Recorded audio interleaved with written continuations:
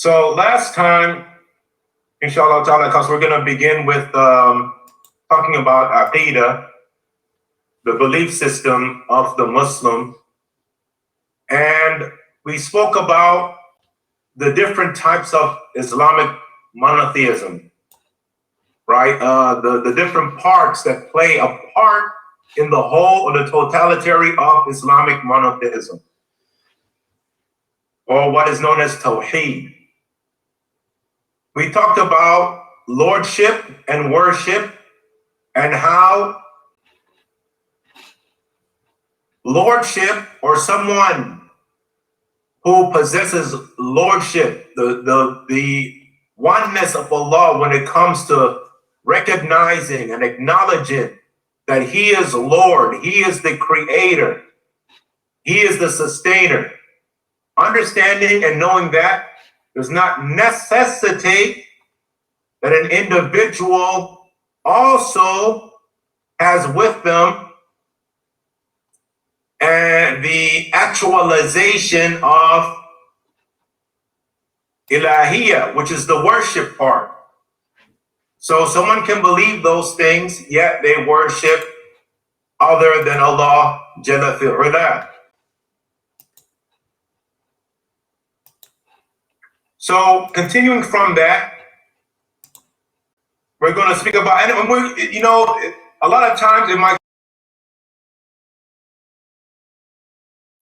because some of the topics, they seem very close together. But remember, brothers and sisters, that this issue that we're talking about, the issue of belief, is something that we really have to reiterate, and we have to stress, and we have to go through those detailed matters, because this is what determines whether one is inside the fold of Islam or outside the fold of Islam. So now, the topic that the issue or the topic we're gonna discuss is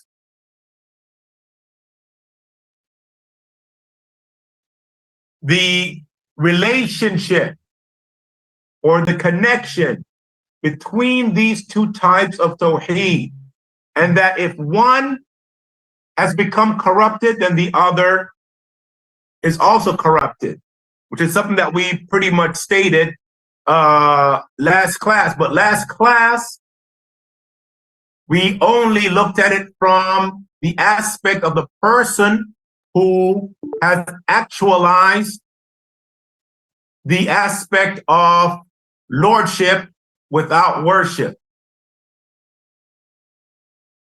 So I'm just gonna read here what the Sheikh has written.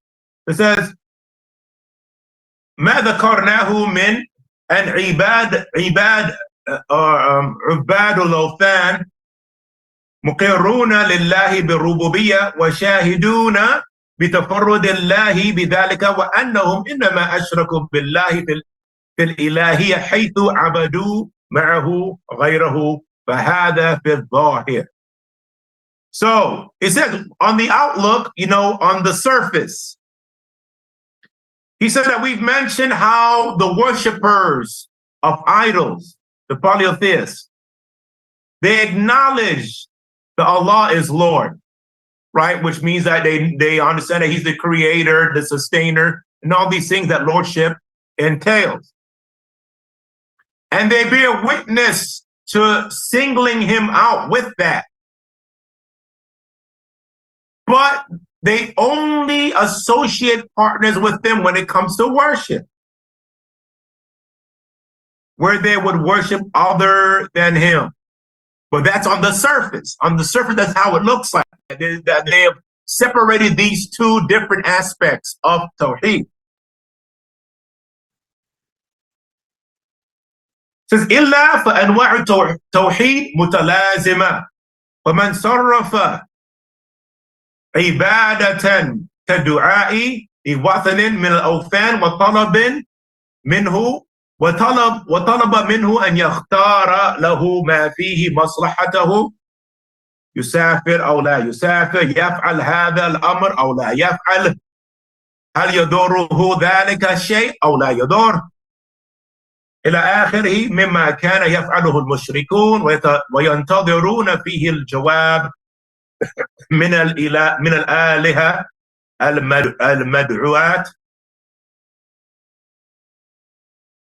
المدعات فمن فعل ذلك فقد نسب للوثن القدرة وعلم الغيب وما لا يقدر عليه إلا الله. Okay, so the Sheikh, he says here that the different aspects of Tawheed are associated, they're coupled, they're together, right? You can't take one away from the other. They're combined, I guess you can say, as well. There's a relationship between them that cannot be separated. So he goes on to say that, so whoever takes a worship, an act of worship, such as supplication, calling on Allah or calling on somebody for help, right? Taking so you take away an act of worship such as supplication, and you give it to an idol,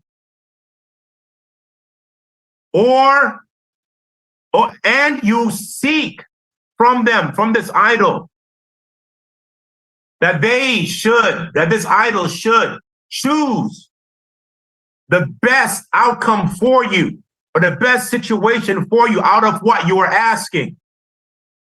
For example, should I travel or not? Should I do this thing or not? Will this thing affect me or harm me or not? And so forth. And these are the things that the mushrikun, the idolaters, would do. These are the things that they would do. And they would wait for a reply from their idols. They would wait for a reply from their idols. So whoever has done something like this, and he has attributed to the idols, then he has basically said that these idols, they have some type of ability. They're able to do those things. And that they know the unseen. And these are things that no one knows and no one is able to do except Allah Jalla fi'ula. وَذَلِكَ مِنْ خَصَائِصُ الرُّبُوبِيَّةِ. And these are from those things that are specific to the lordship of Allah subhanahu wa ta'ala. لذا فشركهم هذا في العبادة يتضمن شركا في الربوبية. And that is the reason why them associating partners with Allah when it comes to worship it also affects the lordship. Because, like we said, knowing the unseen, having the ability to answer their prayers and their requests, those are things that are part of lordship, right? And that is the reason why there's that talazum, there's that connection, that relationship between those two matters.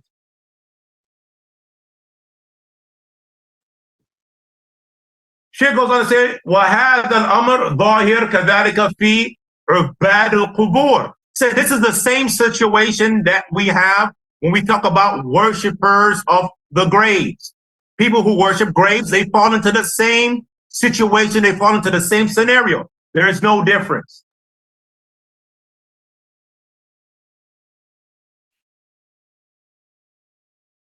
حَيْثُ يَطْلُبُونَ مِنْ مَعْبُودَاتِهِمْ. Because the people who worship graves, they seek from those individuals in the grave that they worship أُمُورًا لَا يَقْدِرُ عَلَيْهَا إِلَّا اللَّهُ. They seek from them issues or things that only Allah subhanahu wa ta'ala is able to do. So there's no difference between someone who worships an individual in a grave and someone who worships an idol. So, and this is where the issue comes in. If there's no difference, then we have to address the subject of some of the Muslims who worship graves. Of course, they don't consider it worshiping of graves, right? Because they're saying that, no. But that's because what? They're not able to distinguish between the different types of worship, or they're not able to, how do you say? They have distinguished between the other types of worship and the prayer.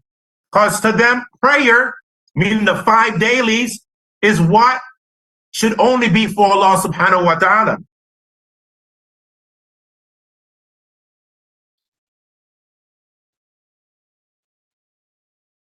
So this is why it's important for us to really understand Islamic monotheism and why it's different. That's the Tawheed, why it's different from the other instances or claims of Islamic monotheism. It's very important to understand what worship is. And worship is doing something for the person that you worship. If that person that you worship commands you to do a thing or commands you to not do a thing, you doing that thing is worship, or not doing it is worship. If you feel that doing that thing pleases the entity or whatever you want to say that you worship, then that is part of worship. You doing that thing is part of worship. So when Allah tells us to do certain things or tells us not to do certain things, then we understand from him saying that these things are for us to do and he likes these things, and these things are for us not to do and he dislikes these things, and those things, us doing them or not doing them, are a part of worship. So worship is not just prayer. Worship is not just prayer. It's not just the 5 dailies.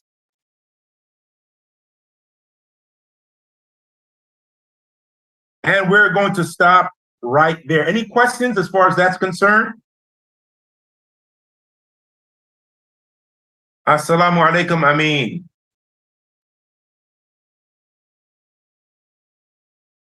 Ahlan, ahlan. Okay, so if there aren't any questions, let's move on to the next thing that we're going to cover, bidnillahi ta'ala, which is, of course, Arba'un an-Nawawiyya. And we're at the 35th Hadith. The 35th Hadith. And the 35th Hadith, عن أبي هريرة رضي الله عنه قال قال رسول الله صلى الله عليه وسلم لا تحاسدوا ولا تناجشوا ولا تباغضوا ولا تدابروا ولا يبيع بعضكم على بيع بعض وكونوا عباد الله إخوانا لا يظلم المسلم أخو المسلم المسلم أخو المسلم لا يظلمه ولا يخذله ولا يكذبه ولا يحقره التقوى ها هنا ويشير إلى صدره 3 مرات بحسب امرئ من الشر أن يحقر أخاه المسلم كل المسلم على المسلم حرام دمه وماله وعرضه رواه Muslim. So this hadith is recorded by Imam Muslim. Excuse me, this is that.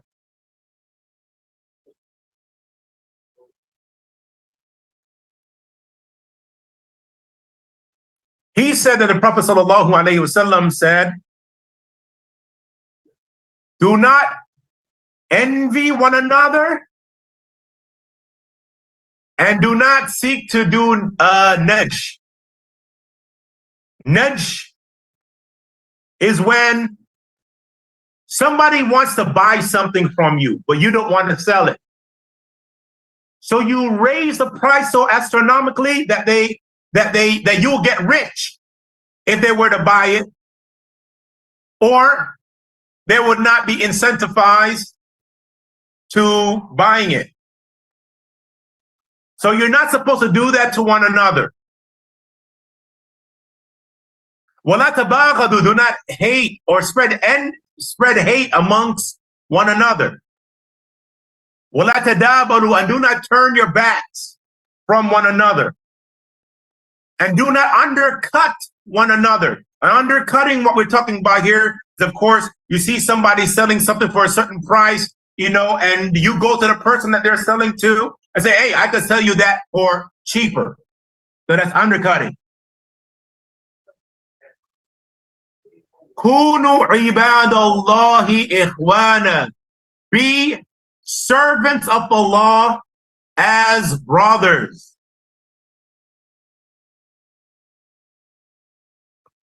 Al-Muslim akhul Muslim. Muslims are brothers of Muslims. We are brothers. A Muslim is the brother of another Muslim. So do not oppress him. Do not humiliate him. Do not lie to him. And do not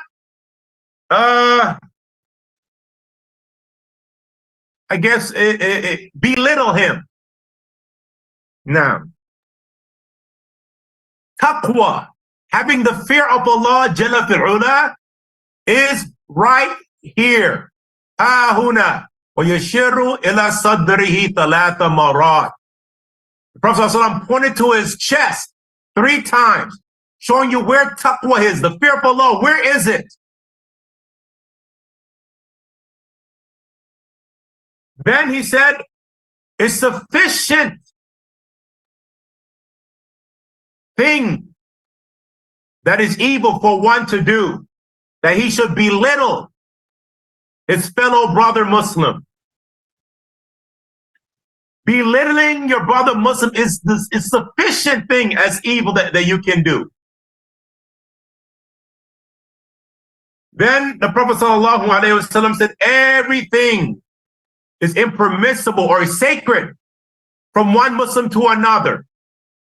Everything is sacred from one Muslim to another. And the things that are sacred is blood, or in other words, his life, his wealth, and his reputation or honor. However you want to say that. His reputation or his honor. So that's a hadith. So what are some of the benefits that we get from this hadith? It's impermissible to envy your brother. And what we mean by envy is to desire what that person has over you, and to have that blessing which Allah subhanahu wa ta'ala has given them be taken away from them.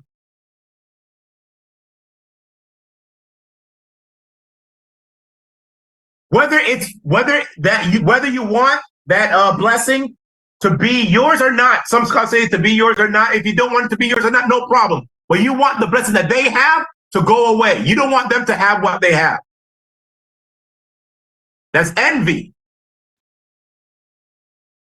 Then, of course, we explain the other thing that's impermissible to do, which is to hike the price of an item because you don't want to sell it, hoping to get rich off of something, or somebody, I guess, enticing you to sell something you really didn't want to sell, and raising the price of it. So you can't do that. And you cannot spread enmity among one another, hate among one another.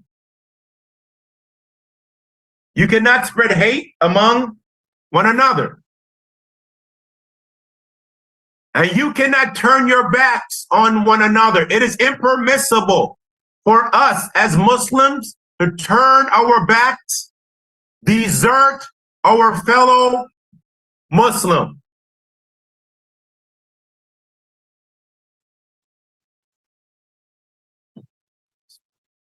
Rather, we should be together as brothers and sisters. Be together as brothers and sisters. And then the Prophet ﷺ reiterated that to show the importance, not just the importance, but the obligation of having Islamic brotherhood. By being in a brotherhood, this is what we are. And the ties of Iman, of faith that binds us, is the strongest tie and relation that one can have.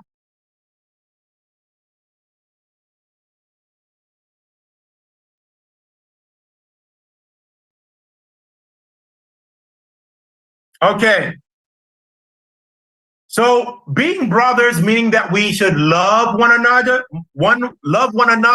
and have affection towards one another. Love and affection. Love and affection.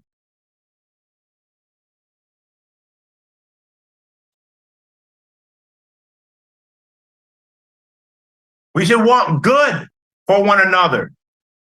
And we should want to repel harm from each other as well.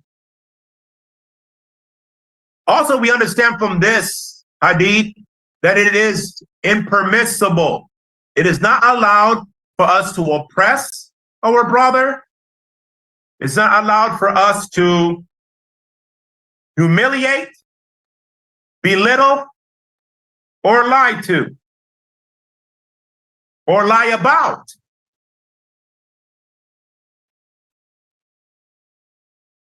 And this hadith has shown us the severe,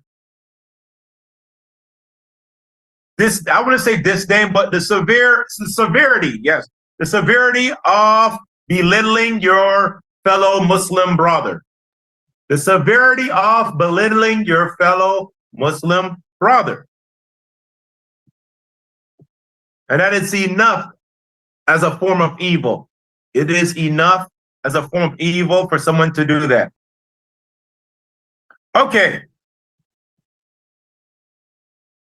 And of course, the Prophet ﷺ also in this hadith has indicated to us where taqwa can be found. And that taqwa is in the heart, which shows that there is more to this organ, the heart, than what has been said by the physicians and the scientists and so forth and stuff like that. The heart, its only job is to pump blood throughout the body and things like that. No, the heart that we have is actually connected to other things. It thinks, feels. It is a place of taqwa, is where the fear of Allah subhanahu wa ta'ala is.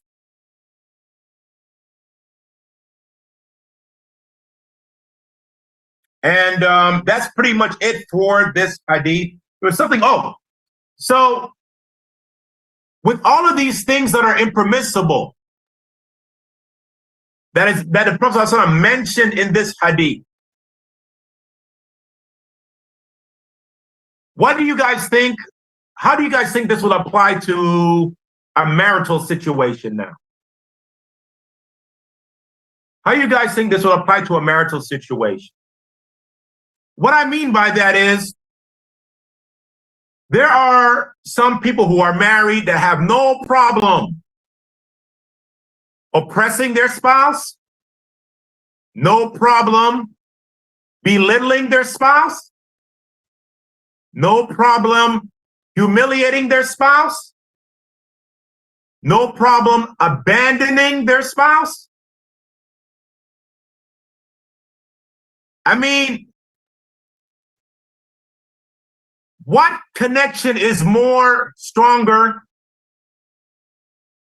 than that of brotherhood due to Islam,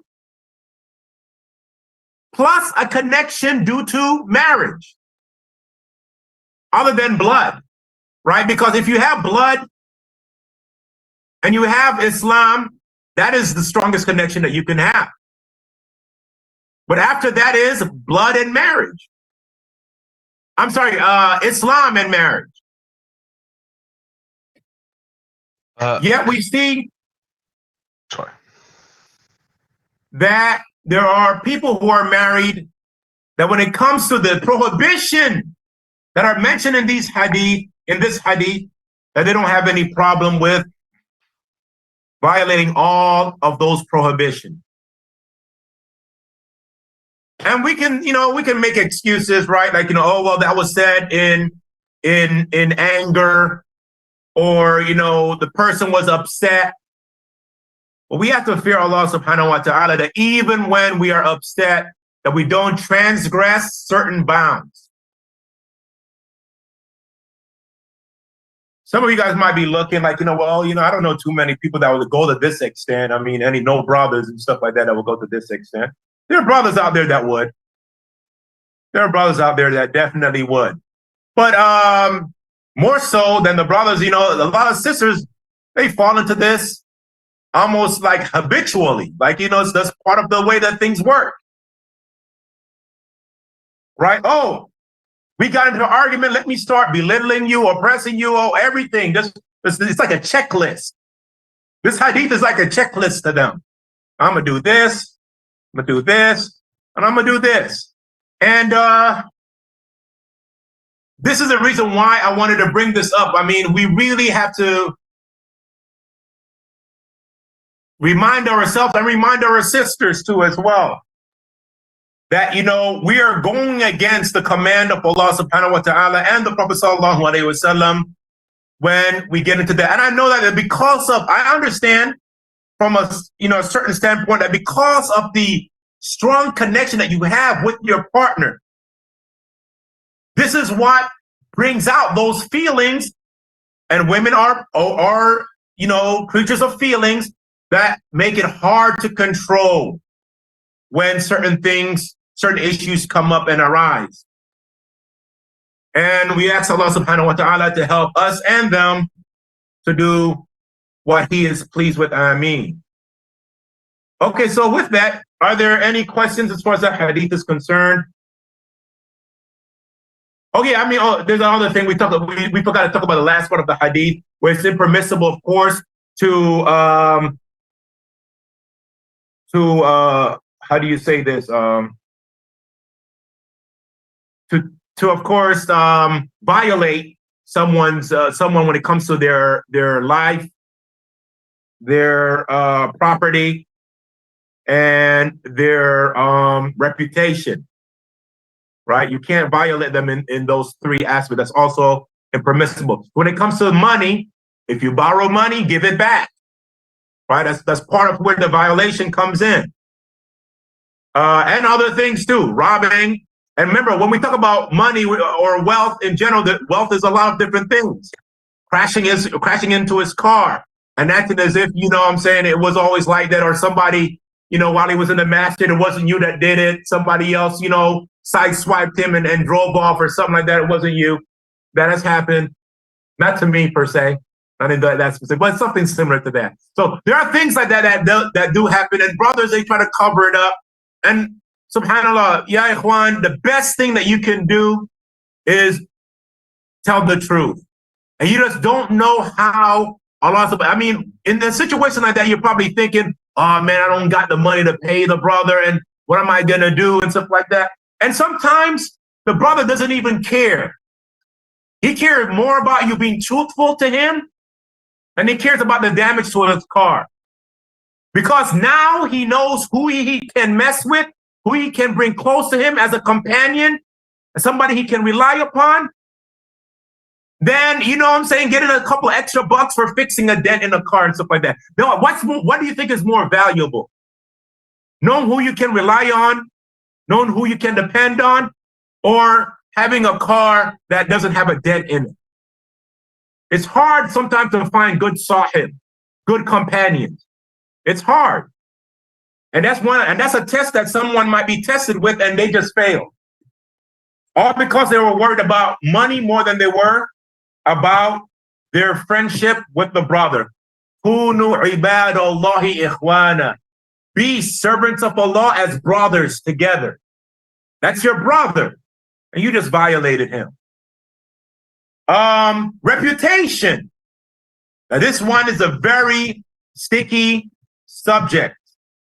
You cannot, brothers and sisters, violate someone's reputation. And if we were in amongst the Muslims in a Muslim country, they can take you to court for that. I mean, here you can kind of take somebody to court for that too, messing with their reputation. It's harder to prove that though if you're just an individual. But if you're part of a company or something like that, or your face is the company, you're more likely to be able to sue or take someone to court because of that. So yes, from anything from the brother being off it or whatever phrase you want to use to committing fornication, we have to be very careful. And those things will be messing with someone's reputation, and we're going to have to answer to that in front of Allah subhanahu wa ta'ala. Okay, so with that being said, are there any questions, or can we continue on to the next subject? Can I ask a question? Tafadhal. So it was about myself and my partner, should we say? Why would Allah want me to in a way disrespect my partner? You were saying about going on about just like personal life, like disrespecting them. Why in my opinion, why would Allah want that to happen? That's what I thought he was trying to say. Maybe I might be wrong. I don't understand the question. Say it again, please. I'm just trying to think about how I'd say it. Don't worry about it. Actually, just no. I'm sorry. We have some background noise. Repeat again for me, please. It was about when you was going on about like myself and my partner in a relationship earlier. It's like disrespecting them and saying stuff about them. Yeah. Surely, in my eyes, and how I've been brought up, that you wouldn't disrespect your partner in personal ways, but I was just exactly more about it, because surely, like the way Allah would be, He wouldn't want you to disrespect your other part in a way, right? If I'm not mistaken. No. You brought up a good point. I mean, we're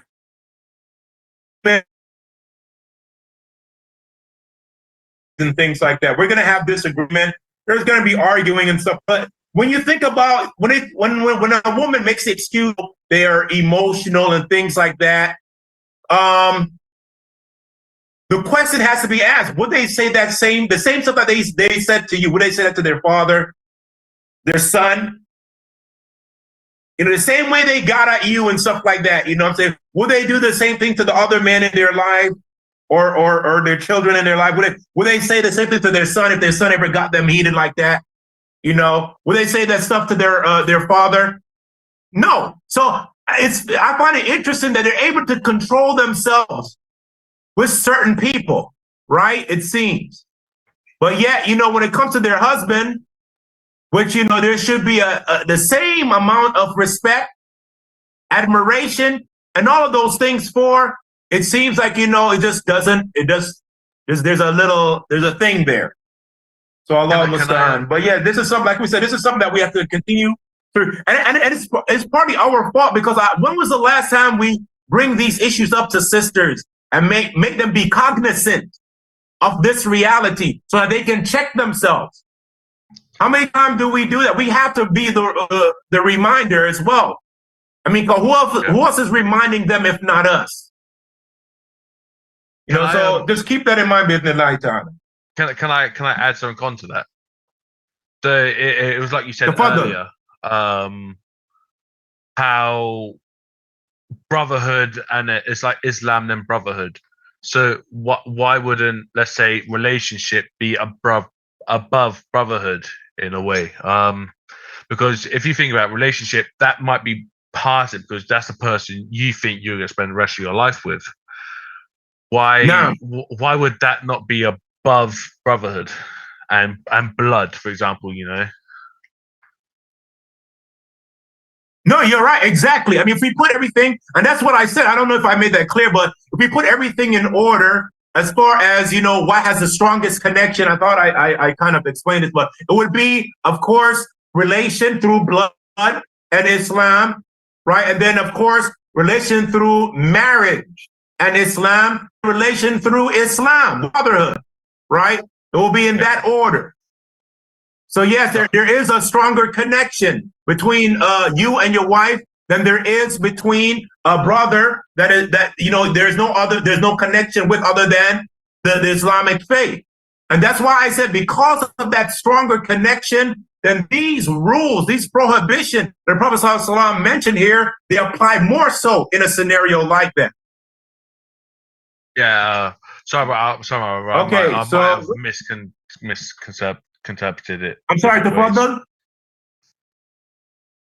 But I understand what you're. I'm sorry, I didn't hear that. Say that again. I said I may have misinterpreted it in the wrong way, but I understand what you're saying now. So yeah, we're all good. I just wanted to okay, alhamdulillah. In my own Glad head. I think they're Alhamdulillah. No, alhamdulillah. Yeah, but that's what I was trying to say, though, inshallah. Okay, so the next thing that we're going to cover, bidnillahi ta'ala, is Arjuzatul Mi'iyya, which is, you know, the seerah of the Prophet Muhammad sallallahu wasallam alayhi. And I know that the brother Mukhtar, he does seerah too, and we do it in a different way and stuff like that. I mean, I cover little snippets. You know, I don't go into nothing deep, you know, and everything like that. And it's very, very precise. So last class, we covered the issue of the Prophet ﷺ arriving in Medina. For who are they? Who are the two wives that the Prophet ﷺ built dwelling for? Who remembers?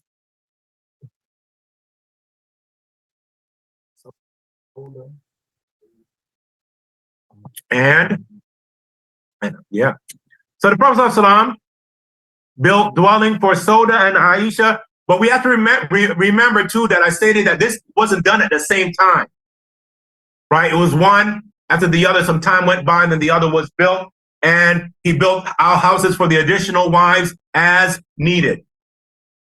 So after that, As far as were their houses, because from my understanding, his house was right outside Damascus. mm-hmm.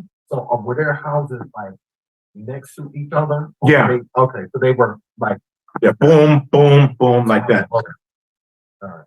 The brother was asking about whether or not the houses that the Prophet ﷺ built for his wife, were they next to each other, and the answer to that is yes, they were next to each other. Okay.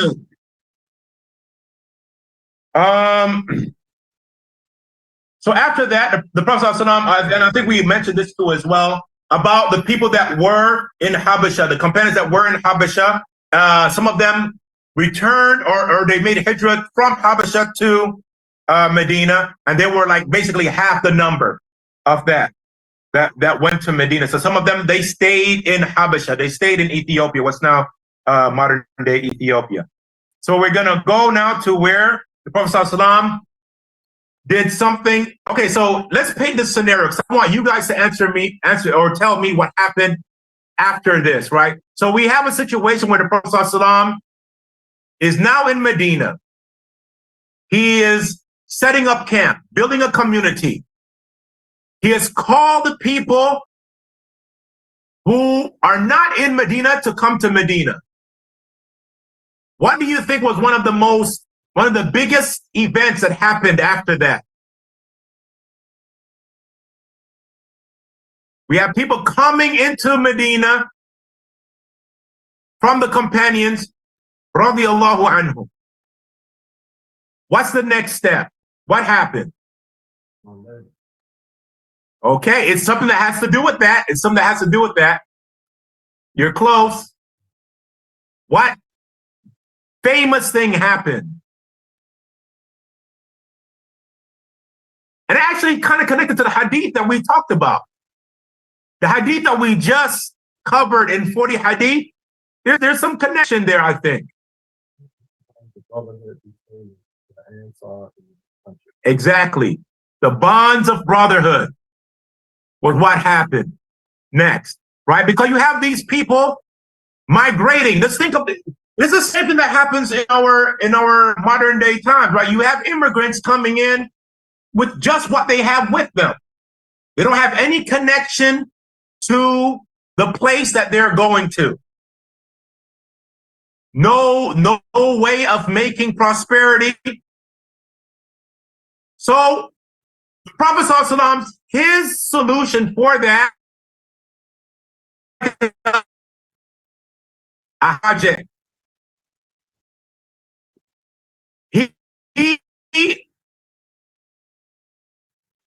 those immigrants from the companions, radiallahu anhum, brothers to the people that now initially the brother, what form do you think it took? Was it just in name alone? No, they were considered brothers, but almost as if they were brothers by blood, to the point where one would inherit from the other. One would inherit from the other. And some of them, some of the companions, you know, the Ansar are the companions that are from Medina. They're not the immigrants, they're the locals. Right? The locals from amongst the companions would give half of everything that they had to the immigrants, the muhajirun. And this is something that is known as a virtue of the Ansar. This is one of their virtues. Allah has blessed them and raised them in ranks because of that situation that they were in, and because of giving them the ability to earn all of that blessing. And they helped out those immigrants, the muhajirun from Mecca, the companions that were from Mecca and from Habasha and so forth. So that was something that was really big in Islam that happened. And it was almost like a social work that the Prophet ﷺ did there that worked out good. The immigrants, they were able to settle. They had somebody who was looking after them, making sure that they were all right. Their newfound brother. And they were able to build a livelihood for themselves. So that is something that happened. Any questions about that? Pretty straightforward. I mean, you know, like I said, we only cover a little bit of the Seerah. Right there, nothing too heavy. Okay. I wonder if we should do, let's knock the thing about the adhan first out before we get to issues dealing with marriage. All right, so we spoke a little bit about the iqama, and I think we covered whether or not it was obligatory or not. And what did we say about that? There's two opinions, right? Some scholars say it's obligatory, some scholars say that it is not obligatory, and in there lies the problem or the issue of whether or not you need to say the adhan all the time or when you want to pray and so forth. Okay. Now the issue here is, after covering the adhan, the issue that we're going to cover here has to do with the iqama. And how is the iqama set? And what is the difference between the iqama and the adhan? Okay, so some scholars say that there's no difference between the iqama and the adhan, except for the iqama is said more, you know, in a more rapid pace. You know, it's faster than the adhan.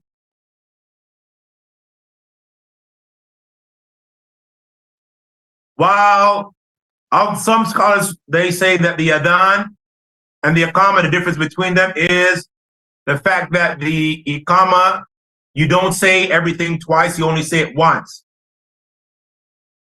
So, Allahu Akbar, ashhadu an la ilaha illallah, ashhadu anna Muhammadan Rasulullah, hayya ala salah, hayya ala falah, qad qamatis salah. Qad qamatis salah. Qad qama, this is also something that's added into the iqama that is not in the adhan, and that's said twice. Allah, Allah, Allah, la ilaha illallah. So that's the iqama.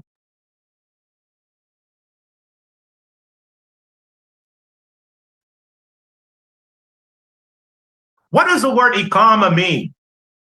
It's in the word iqama is inside of the iqama when we say qad qamatis salat. So qad qamatis salat, what does that mean? Qad qamatis salat. What does that mean? The qamat, which is where the word iqama comes from. This is a linguistic test. It's not really something too deep, but let's see who's on their P's and Q's when it comes to that. No. Then that's why we're here. We're here for the guesses. Guess. What are you saying? Come pray. Close. Close. It almost sounds like the word come too, right? Come. Yeah. Yeah, come. It's all right. Let's go. No, okay, so what the word really qamat means is to establish. So basically, but it's in the past tense. So it's saying that the prayer has been established. The prayer has been established. So the qamat is salat, meaning that, hey guys, the prayer is established, let's go. Basically is what it's saying. So that's what the iqama means, to establish. Okay. And that's all we're covering here. Like we said, just taking a little bit from that. Bidnillahi ta'ala. Yes. Yes, you should call the iqama in any instance and stuff like that. You should call it. Okay. So now we're going to be talking about the subject matter of marriage. And we kind of touched on the fact that marriage can be, or the 5 rulings can apply to marriage. What do I mean by that? The 5 rulings can apply to marriage. Anyone knows? The 5 rulings. There's something known as the 5 rulings in Islam. What are they? No, that's conditions. Rulings, 5 rulings. When we talk about when we talk about a specific issue in Islam, usually there are 5 rulings that an issue can fall into. Right? It's either one of those 5 things. So what are those 5 things that are rulings that can apply to certain issues in Islam? What do you mean by ruling? That the ruling of something. Like, for example, what's the ruling of prayer? But it has to be defined by Allah and His Messenger. Well, that's how we know what the ruling is from Allah and His Messenger. But what are they, though?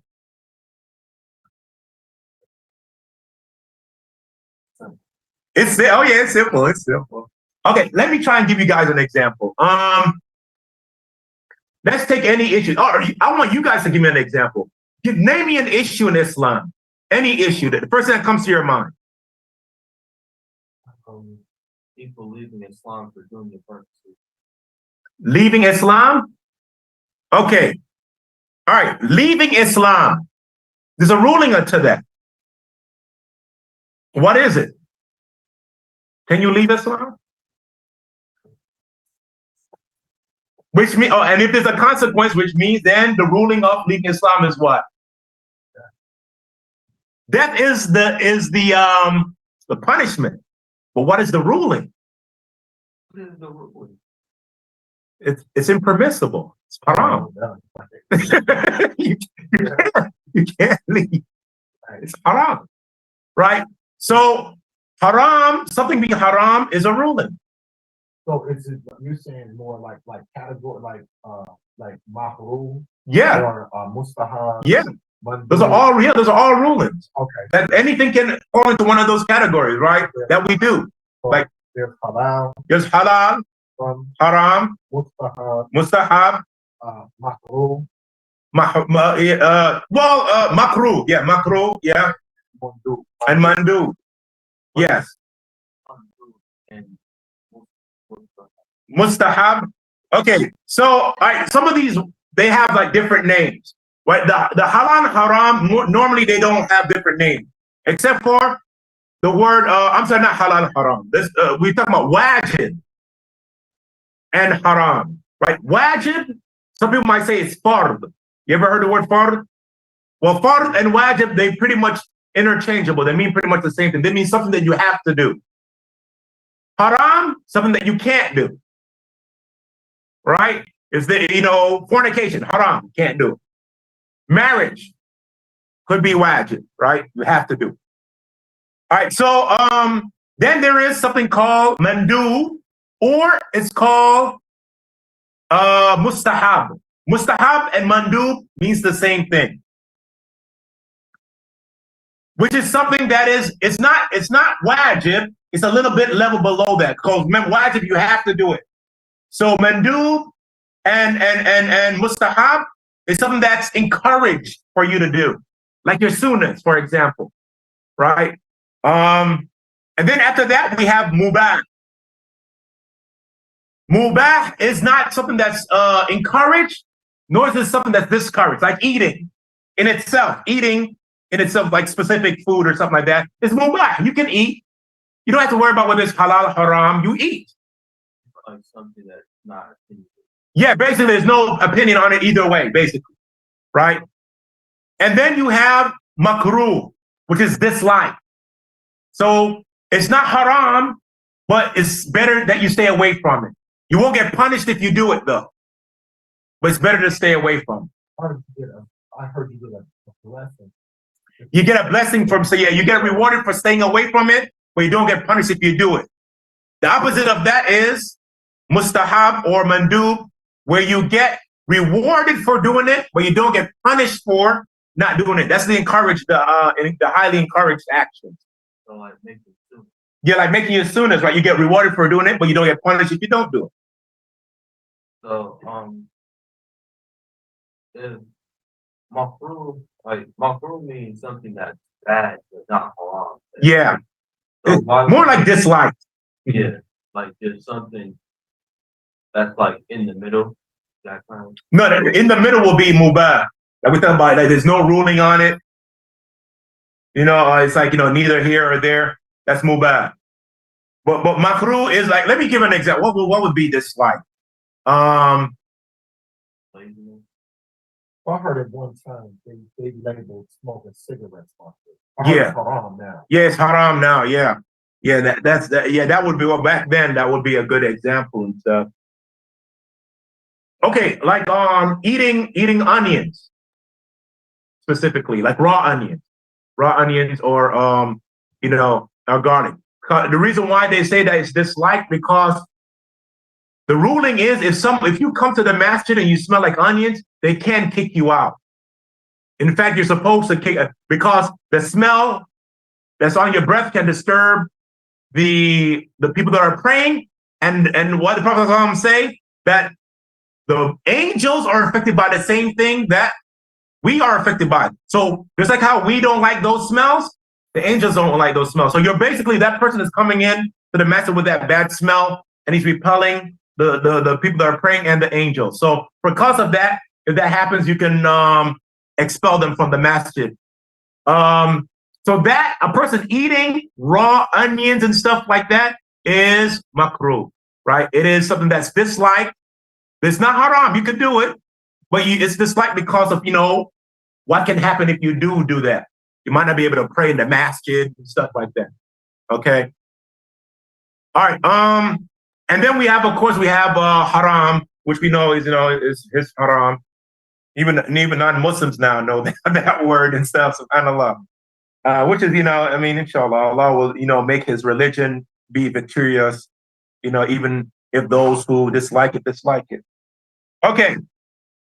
So when it comes to marriage, the scholars say that marriage falls under all 5 rulings, meaning that sometimes it could be wajib, sometimes it could be mustahab, which is highly liked, sometimes it could be mubah, which is, neither here or there. It's whatever. If you do it, it's good. If you don't do it, it's not, no problem, basically.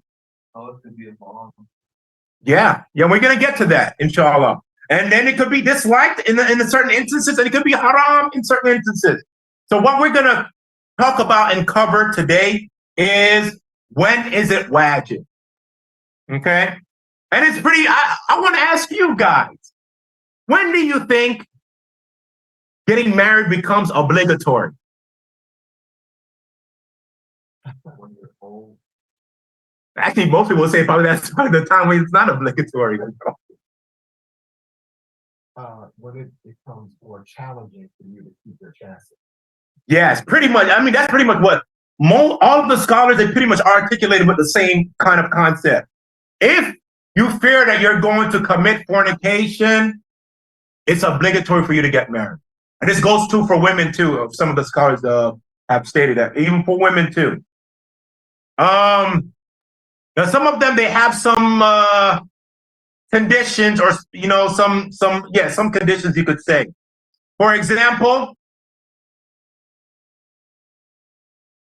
if a person is able to get a hold of a slave woman, that they can do that instead, if they're not able to afford a marriage. You still have to be able to afford marriage, right?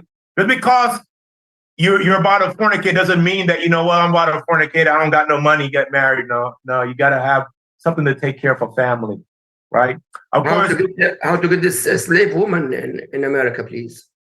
Slave woman, how to get like a... You can't. There's no way you can get a slave woman in America, right? You just mentioned that. You said a slave woman, but I mentioned a slave woman because they mentioned a slave woman, right? I mean, the scholars of the past mentioned a slave woman, but there's no way you can do that now, especially not in America. But when is it? I mean, is slavery something that's totally gone out of Islam? Is there no way? I mean, we're just done with slavery? Is that a thing? What do you say? Say Bismillah when you drink. It's a sensitive topic, yes. What do you say, Akhi? Jazakallah khair, Jazakallah khair. I'm quiet. I'm listening from the beginning. You're quiet on the issue. It is a sensitive issue. But I have four wives here home. Alhamdulillah. I don't need to sleep. MashaAllah. Go ahead. No, let me ask this question, then I'll answer the question. So why is slavery a thing in Islam at all? Okay, because slavery was a thing in the world. That's like asking, why did people, buy and sell? It was part of what people did. Now, nowadays, people still buy and sell, but they don't do trade or barter like they used to back in the days. Slavery was a part of almost every society back in the past and stuff. Whether it was in Africa, whether it was in Europe, whether it was in the Americas back then, everybody would make slaves out of a conquered people. And that's the reason why some scholars, they say, in fact, the majority of scholars say that if there was war, the people that we subjugate in war, we can use them as slaves. And I think in that,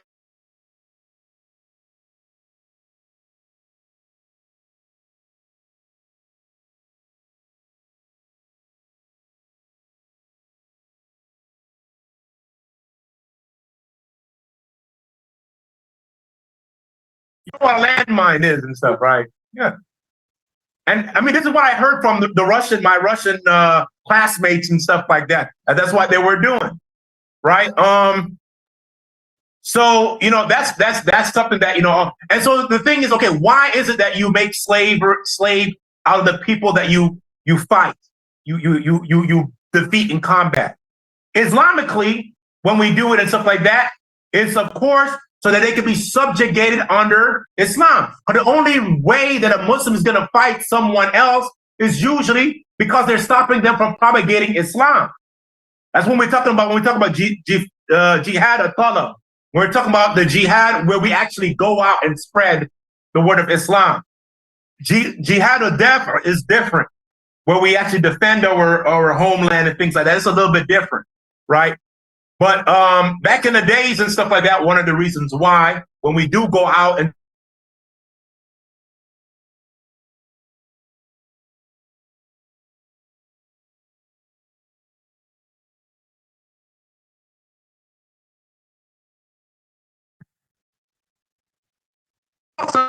them, trying to stop the word of Allah from spreading, we subjugate them, make them underneath our rule. But of course, that's with strict guidelines and things like that, but the argument to be made about a slave is a slave, no matter how lofty those guidelines are. Like we know that in Islam, your slave has to wear the same clothes that you wear. They have to eat what you eat. You know what I'm saying? And they can buy their freedom. And if they become Muslim, you're encouraged to set them free, or at least allow them to buy their freedom. These are things that, that Islam has set in a way where a lot of scholars believe that because of those guidelines that were set in Islam, that Islam did its best to do away with that practice, right? Because it encouraged the freeing of slaves, encouraged, the treatment of them into a way where someone would say, well, if I gotta feed this guy the same food that I eat and clothe him with the same, I'm not making any money. That's expensive. So why keep a slave under those, circumstances and things like that? So now that's encouraging, the breaking down and the disbanding of that whole institution. So there's a point to that, and Allah subhanahu wa ta'ala knows best. Jazakallah khair. Okay. It's better to pass this slavery. Pass it, inshallah. Speak about marriage is better, inshallah. Inshallah. Okay, so basically we know when marriage becomes obligatory, and I don't think there's anything here that we need to touch on in regards to that. I think there was a side issue that I wanted to cover, but I'm not finding it.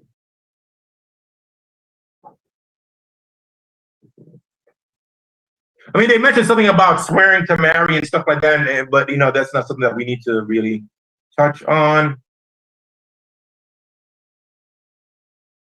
And yeah, I guess that's it. So are there any questions as far as that's concerned, the issue of when marriage becomes obligatory? I think it's pretty much straightforward. So what we can understand from that, then, any situation other than basically feeling that you're going to commit sin, marriage does not become obligatory, right? Other than you fearing that you're going to commit sin, if you don't get married, marriage is not obligatory. And the sin that has to be, that you're fearing that you're going to fall into, is fornication. So, for example, the heart is weak. Some people, because they're not married, they become a little bit loose with certain things, right? And they do like for example, some people might, I don't know, watch porn or something like that. They might I don't know, talk to the ladies in chat rooms or whatever. I don't know what they have now. Instagram. They don't even have chat rooms anymore. That's so old. Oh my God. But like Instagram or whatever it is that they have, right? They'll talk to the ladies and stuff like that. Have a lot of female friends that, these things are to kind of distract them from the fact that they're not married. And these things are not permissible, because next thing you know, that these women or girls or whatever that they're talking to on these social media sites and things like that, next thing you know, they're exchanging pics. And those pics are, showing, the aura and things like that. The private parts. And I'm talking about private part in the broader sense. We know that might happen too as well. But those things are someone falling into haram. But we notice that the scholars did not say any type of haram that you fall into. They specifically say issue of fornication. So something like that, what our individuals should try to do is use the other means that are available to them that should try to minimize the effects of those actions and deeds, like fasting, you know, and things like that, making sure that you busy yourself with dhikr and the remembrance of Allah subhanahu wa ta'ala and so forth. Got a question? Okay. Okay, so that's it. We're done with class. Are there any questions? If not, we can stop right there. Bismillahi ta'ala.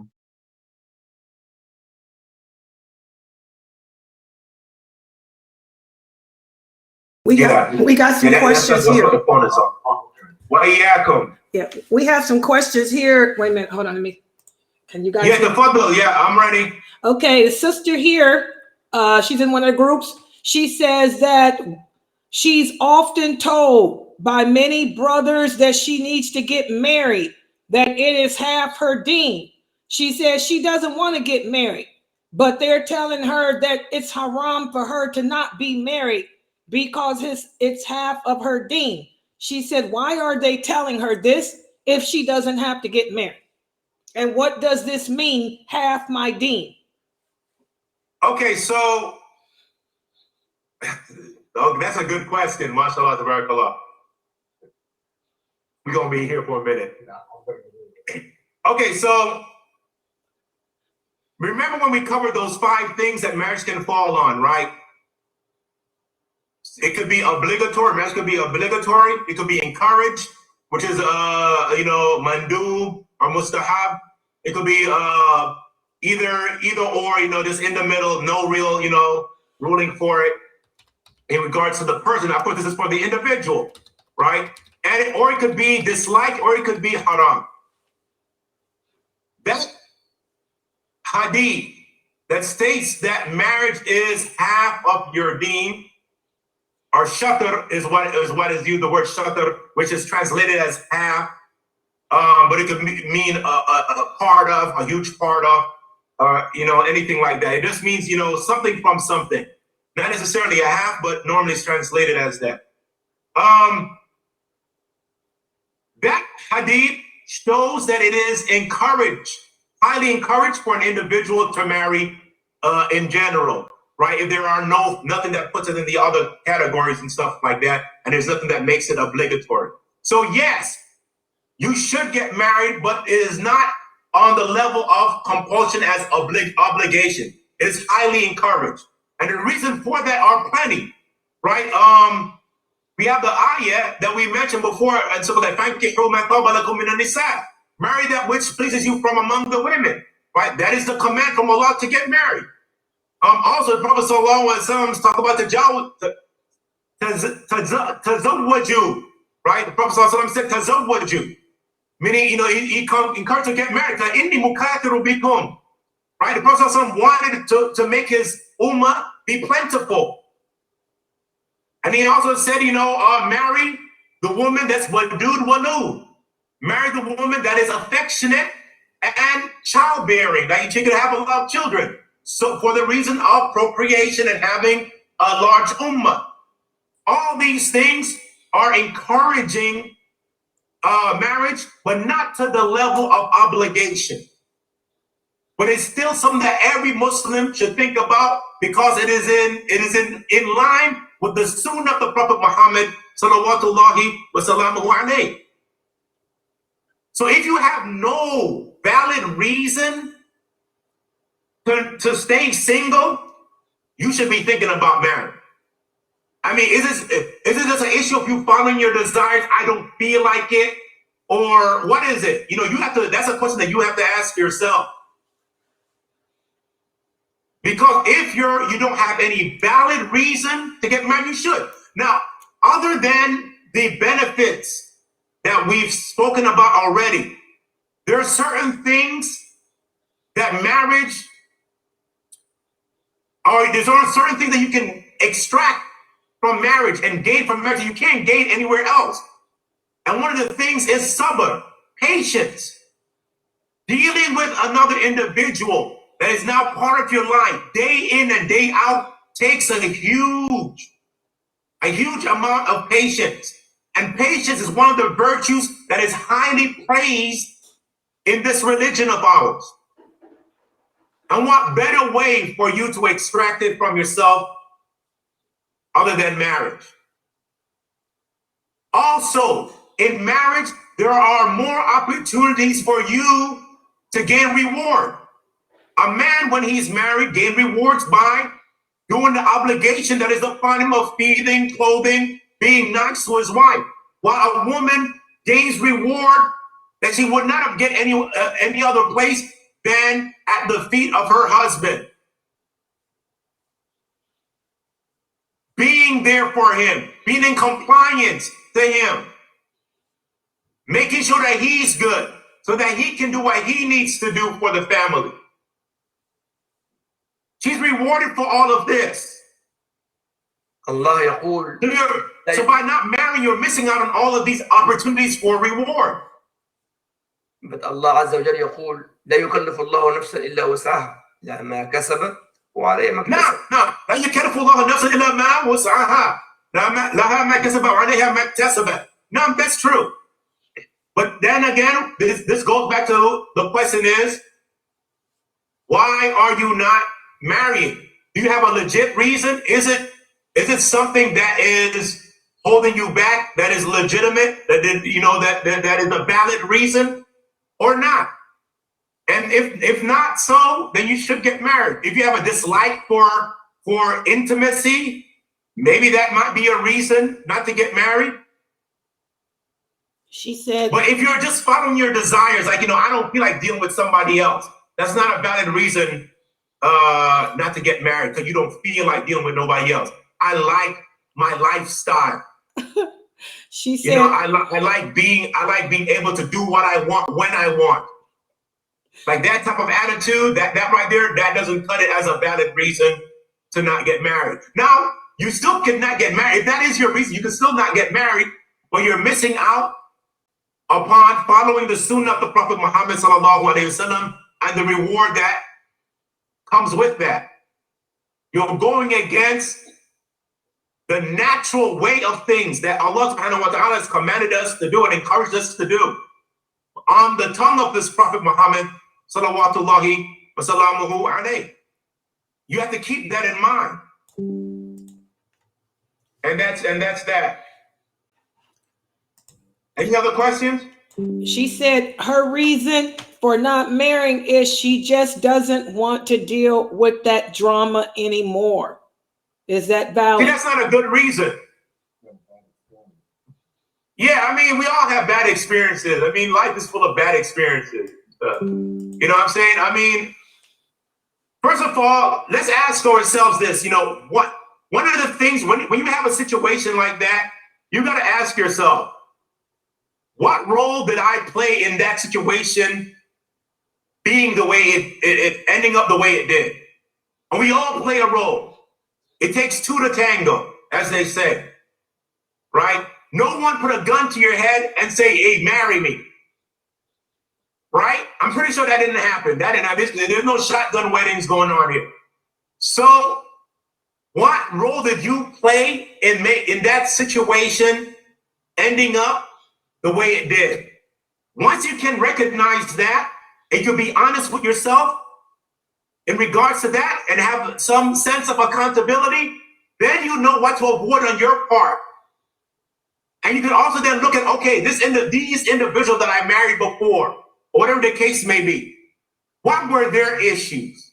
How can I avoid people like them the next go around? This is how we should handle situations. We don't just tuck our head in the sand and don't deal with it. No. Is that another question? Can I answer this question? If the sister had a bad experience, maybe, and maybe the person lived with her for a minute, do they have to live together in order for her to? I'm just trying to find the middle ground where maybe They don't have to live together immediately, and then it could be whatever it's going to be. So is that okay? So a brother brought an interesting scenario here for your situation to maybe kind of ease your worries. Can you marry someone but like not live together with them so you can find out exactly who they are, just in case, you know, things might go south and things like that? I mean, this is something that can be done. I don't advise it fully. And the reason for that is because you really don't know anyone until you live with them. So y'all could spend 2 years apart, different houses, you know, and talking on the phone. You might discover something, you might not, you know. So, and how many people, I mean, let's look at the world today, right? How many people, girlfriend and boyfriend, 5 years, 10 years, and they've been girlfriend and boyfriend longer than they've been married. Right? They've been married 2 years after the 2, and then they divorced. But they've been girlfriend and boyfriend, you know, seriously dedicated to each other for 10, 15 years before that. Whoa, I don't want to hear that slang saying never, mate. No, I don't mean amongst the Muslims. I don't mean amongst the Muslims. I'm just talking about in general. I'm just talking about as an example to show that knowing someone without being in a marital situation 100% does not mean. I'm the manager of the down south team. I'm sorry, say that again? I'm not telling you a lie. No one else was going for it. Grant's more than capable. Oh, I can't hear anything you're saying. I think his mic was on and he didn't know it was on. We just okay. All right. Okay, but I have another sister. She said, what about her case? She said she's not married. She has nothing wrong, nothing against marriage. She would like to get married one day. She said, but until she finds the man, she's content with her life like it is. She said, so that's nothing wrong with that, is there? What does she mean by find a man? She said, wait a minute. We all know how that goes. Go ahead. She said most of the men in her community are not righteous, and she's not going to settle for anything less than that. There you go, settle it. Okay, first of all, I don't believe that most of the men in her community are not righteous. I don't believe that at all. I mean, is this like Sin City, or where she live at? Where most of the men in her community aren't righteous. Now, we have to understand that humans are humans, right? Nobody's perfect. We all gonna have a deficiency. And she's saying that the majority of men are on crack, or they're like what, shooting each other in the streets. What are we talking? What makes them not righteous? She said she lives in Philadelphia. She said a lot of the brothers don't practice the deen. A lot of the brothers are harsh towards women. A lot of the brothers, she said, are extreme Salafi. She said until she finds a man that will not oppress her, she'll keep making dua. And she continues on, but yes, she wants to get married. She said, I live in Philadelphia. Yeah, Ohio brothers, we kind of like, a little mellowed out over here and stuff. But we got our gems too, man. We got some brothers that be just like the brothers in Philly. Yeah, I mean, as her situation is a little bit different, yes. The brothers in Philly, mashallah tabarakallah, there's some good brothers in Philly. It's like Philly is like, I remember when I went to Egypt, and I used to have a lot of complaints about Egypt, even though I really didn't interact with the people that much. But I felt like a lot of the Egyptians that I met, they were like racist and ignorant and things like that. Like when I'm speaking English to them and they ask me where I am and I tell them I'm American, they call me a liar and stuff like that. I'm like, what the heck? So it was, but I understand that that's just because their lack of exposure and things like that. But I was young when I went to Egypt. I was like 21, 22. So I used to complain about the Egyptians to my friend who was there for a longer time. I think he was there like maybe 2 years, before I came and stuff like that. And he used to live there.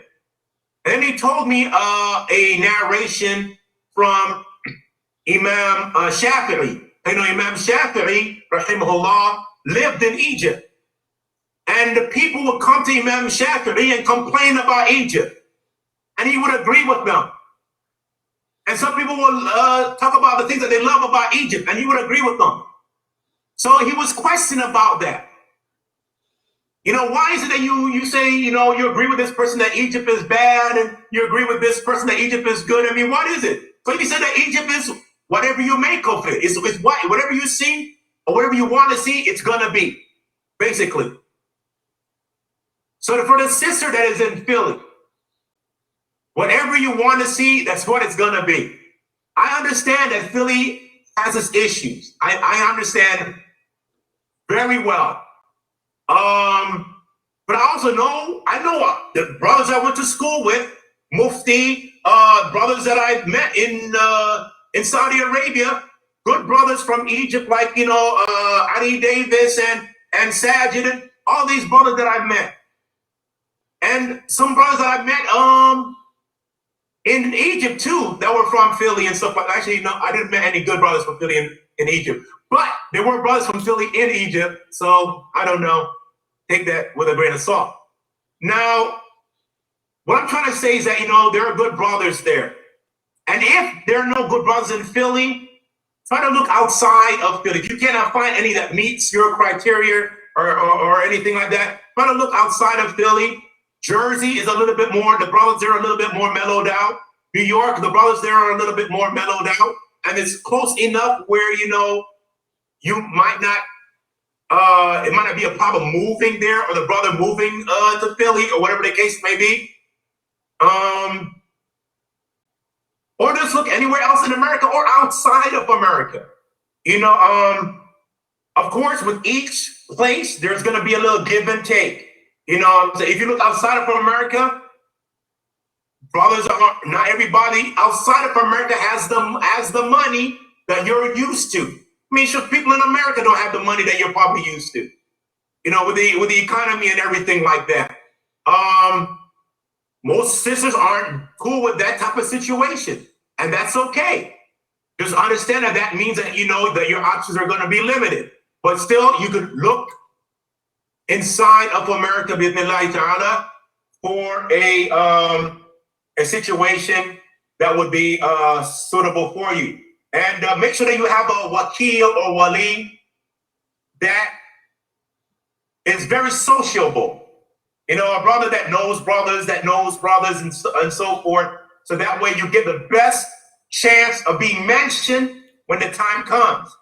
Don't have a wakil like me or somebody else that, you know, don't associate with nobody, you know, or something like that, you know what I'm saying, that don't know, like, barely knows like 2-5 people and stuff like that. You don't want a situation like that. That's my advice to you. Any other questions? Okay, one sister here says it's hard to remarry when you are divorced with 5 children, as was my case when I was divorced over 20 years ago, ranging on ages from 17 to 7. Yeah, that's gonna be a problem. That is going to be a problem. I mean, I don't know. I can't really, you know, sugarcoat that for you. It's different if your kids were older, to the point where they're like basically like outside the house, and they're on their own for the most part, because no matter what the scenario is, they become more of a liability to any, and I'm sorry to say this, to any brother that's looking for a prospective, you know, marriage. That just means that's more that he has to deal with. And your sister and your kids could be angels or close to it. But there's not going to be a scenario where a brother's going to see that, you know, that marrying you would be a better situation for him than marrying someone that doesn't have those issues to deal with and stuff, which is your children and things like that. And it is, though, that your kids are, I think part of the best thing for you to do is focus on your children and raising them the best way that you can. And don't make, I think if you focus too much on marriage right now, it might become disheartening for you.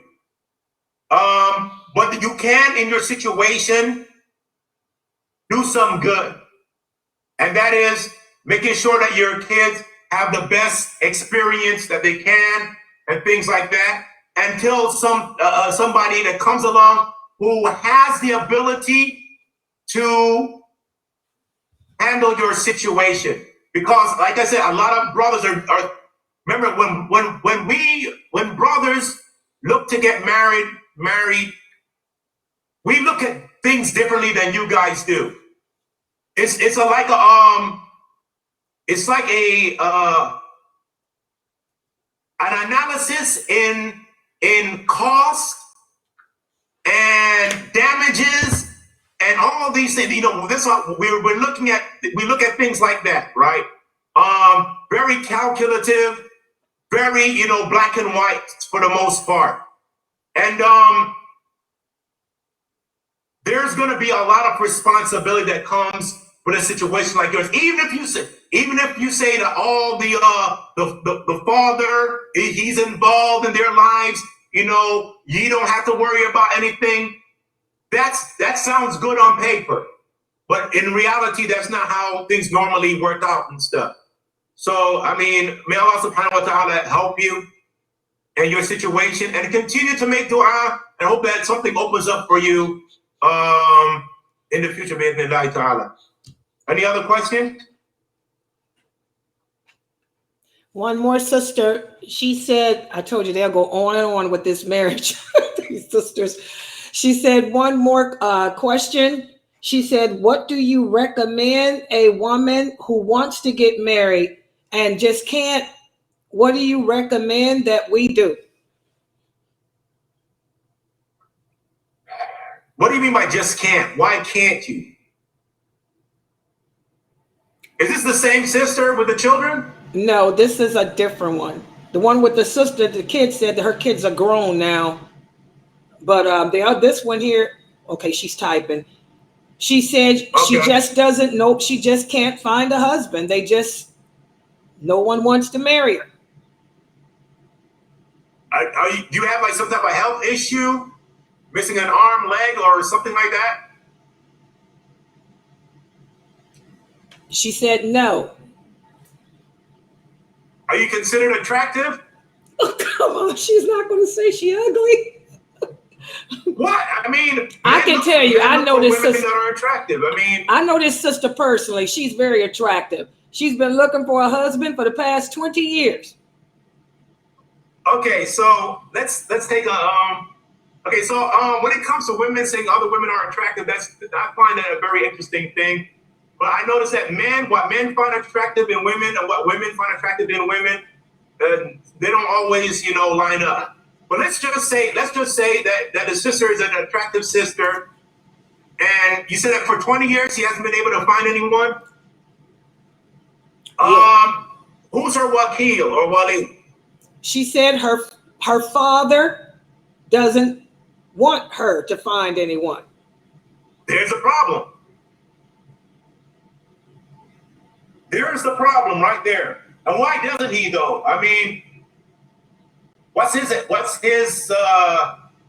excuse, I guess you could say? He hit it on the nose. You hit it on the nose. She knows why.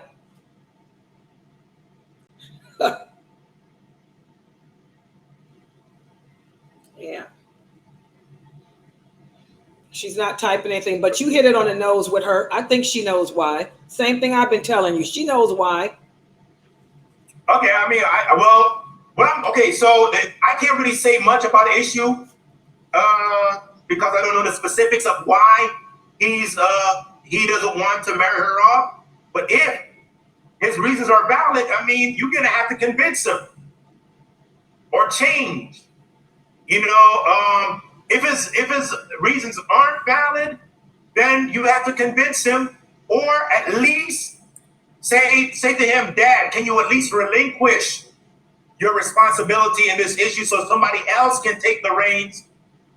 You know, whether it is your brother, I think you said you have sons that are grown. She comes from a Muslim family. All her family's Muslim. Okay, so if with all of her family Muslim, you have myriad of people that can take over or take charge if the father doesn't feel that, you know, that he's up to the task.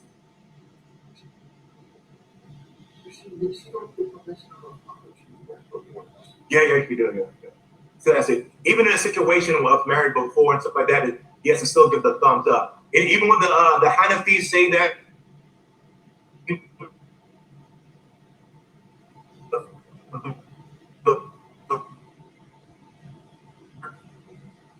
the marriage dissolved if he doesn't feel that it was done in a way that is, you know, that is correct, meaning that he doesn't feel that she married somebody that's suitable to him, to her. She's right, so her question now. Get back to this issue now. Her question. If you can convince your father to have somebody else handle that situation, that will probably be your best bet. Okay, this is her question. Now I like her question. Her question now is this: just because a person has a mental condition, does that mean that we don't deserve to be married ever? It depends on what the mental. Well, okay, so it depends on what the mental condition is. Bipolarism.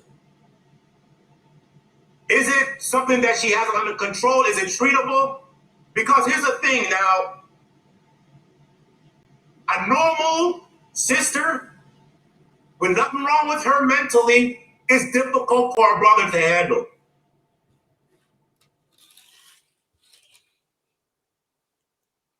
Marriage in itself is not something that is easy with just people that are just regular Joe Schmoes, as they say.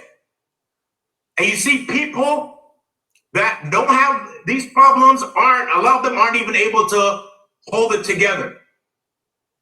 So now you're putting in something, an additional issue onto the table. Your father might be looking at it and saying that he's trying to save you the heartache, right? Because you might get into that scenario, and as soon as you get in, or as quick as you get in, that's about as quick as you get out. And it's probably out of care and concern for you and your mental state and well-being, and not seeing you go out from one person to another. The reason why he's taking the stance that he is. Now, with that being said, I do agree with you that everybody deserves companionship if it's possible. Everybody deserves, you know, to be able to have